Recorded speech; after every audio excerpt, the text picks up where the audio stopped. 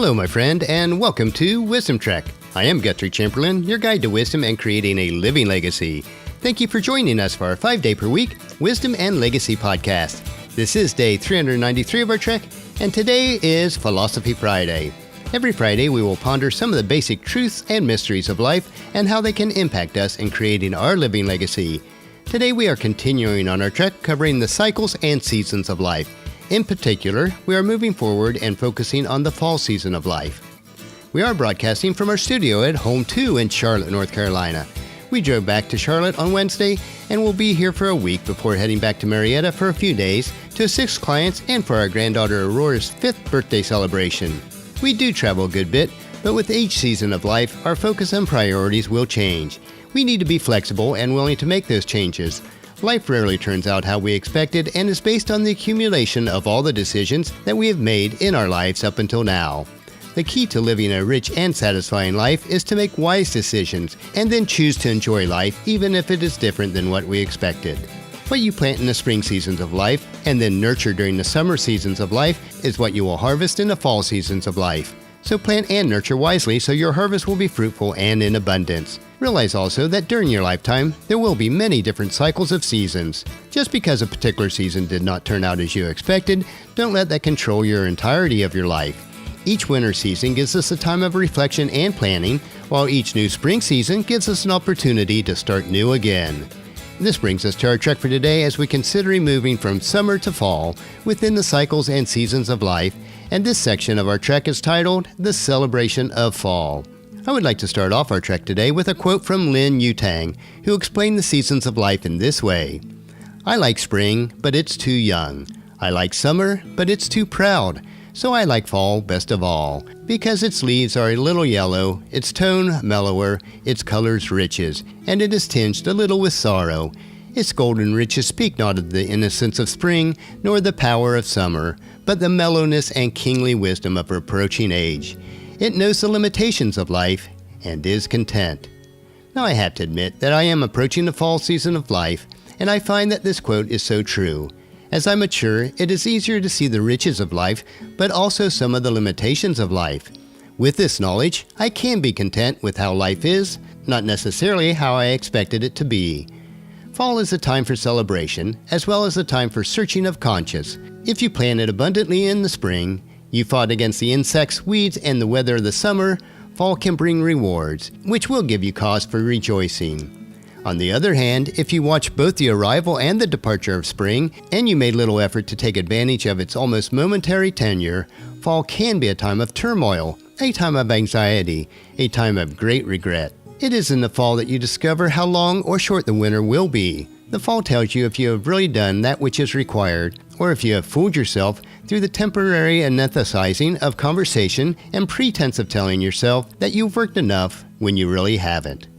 Although the following truths are difficult to accept at times, you must take the responsibility for your harvest during the fall. The soil and the arrival of fall together occupy the seat of judgment, which presents the final truth of your efforts. There can be no disputing its final verdict, for the evidence of your toil, care, and patience is indisputable. Either the crops are bountiful or they are not. If not, you need to look no further than to the hands who were charged with the responsibility last spring. The excuse of poor soil, poor seed, or bad weather are better left unsaid. You as a sower selected the soil, selected the seed, and are held accountable for the harvest, not the circumstances that surrounded it. Nothing is more exciting than a bountiful harvest, and nothing more dreadful than the barren field in the fall. So it is as you are given the responsibility for planting the crops in your field, and so it is also when you are given your responsibility for your life and success in every area. An unproductive and meager results in the season reserved for harvesting makes confession of your own past failures both difficult and necessary. An empty bank account is a sign of past ineffective effort. It is a sign of missed opportunities. It is a sign of too much procrastination or laziness or spending on non-essential luxuries. The principles and laws that are found in God's Word are faultless. This applies equally to the farmer, to the business person, and to your personal life. Just as the law of gravity is a universal law, there is a law of God that is equally applied to all things and all people, regardless of personal belief. This law has endured since the creation of the world, and for as long the humans have sought to circumvent it, or argue with it, or even ignore it. In the end, your results will demonstrate if you have obeyed its orders or disobeyed. The law is simple and known to all. The law is found in Galatians chapter 6, verse 7. Do not be deceived. God cannot be mocked. A man reaps what he sows. This law is universal both in the spiritual and natural worlds. In all areas of human existence, be aware of what you put into this world is what you will get back from it. It is God's principle and a way of leveling the field. Your thoughts and actions determine your results, your lifestyles, and your attitudes. Lies, sooner or later, attract lies in return. Finding an easier way to do something at the expense of quality will take its inevitable toll in decreased results, whether that's be in profits or in sleepless nights or both. All effort, whether it is how you treat others personally or in the business world, be it service, marketing, recruiting, or the manufacturing of products, must bring good to all those that are involved, or the effort will not withstand the final test of time.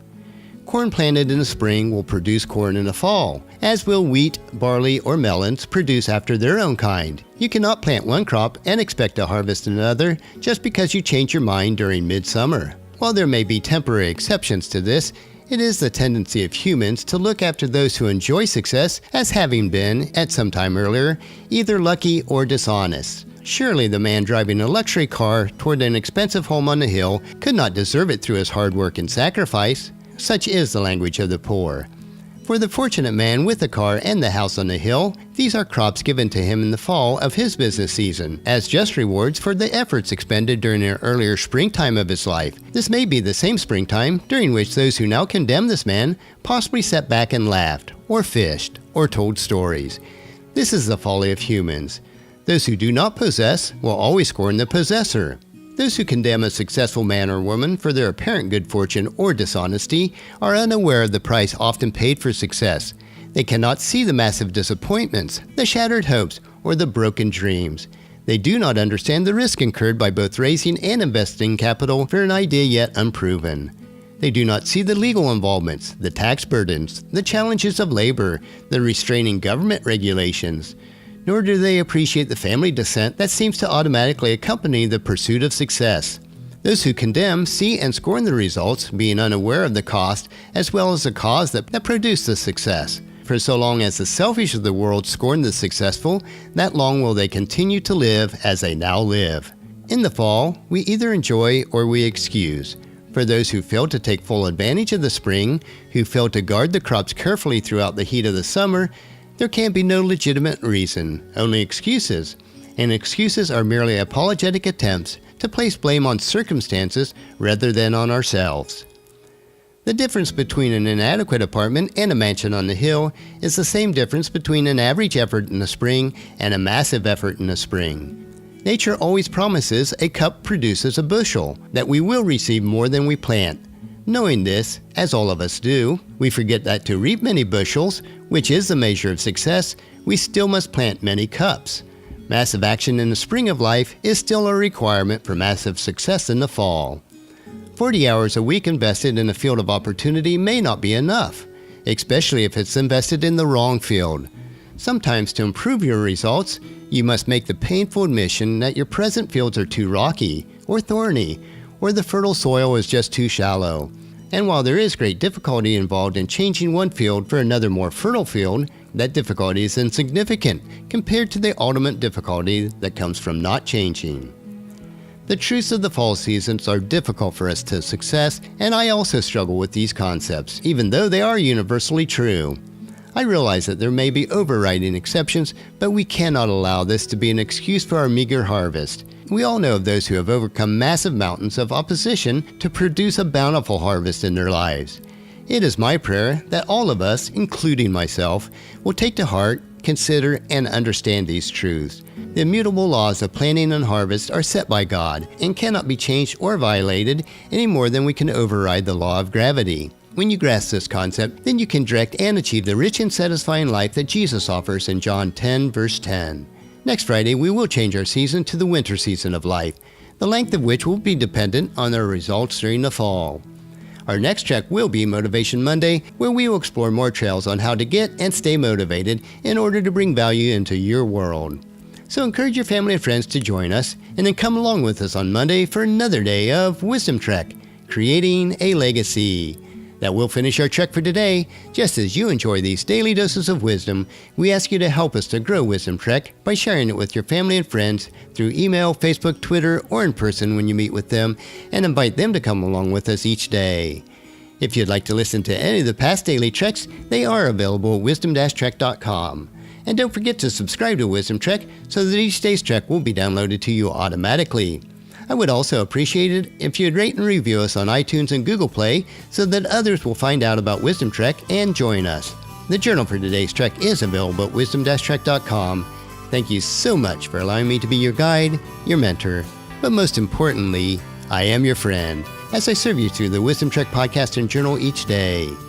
And as we take this trek of life together, let us always live abundantly, love unconditionally, listen intentionally, learn continuously, lend to others generously, lead with integrity, and leave a living legacy each day. This is Guthrie Chamberlain reminding you to keep moving forward, enjoy your journey, and then create a great day every day. See you on Monday.